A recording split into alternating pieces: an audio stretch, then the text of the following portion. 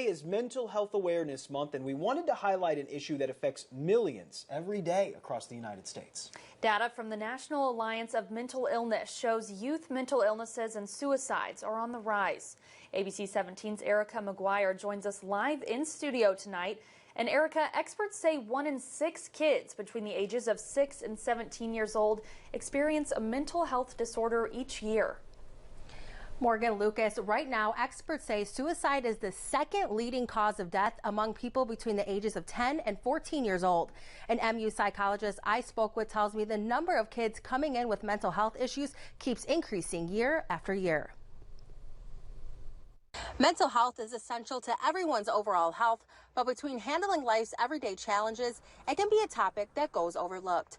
Over the last few years, kids with mental health issues have increased, but the availability of care lacks. The number of providers who are able to provide those services are not increasing at the same rate. Dr. Arpit Agarwal, a psychiatrist with MU Healthcare, tells me kids are coming in with several different health disorders. Aggressive behavior seems to be one of my top 3 presentations. But if someone is working in the outpatient world where the matters are not as much urgent, then I would say anxiety, depression, and ADHD kind of symptoms. According to the National Alliance of Mental Illness, 1 in 6 youth aged 6 to 17 years old experience a mental health illness each year, with 50% of all lifetime mental illnesses starting at age 14 and 75% by age 24.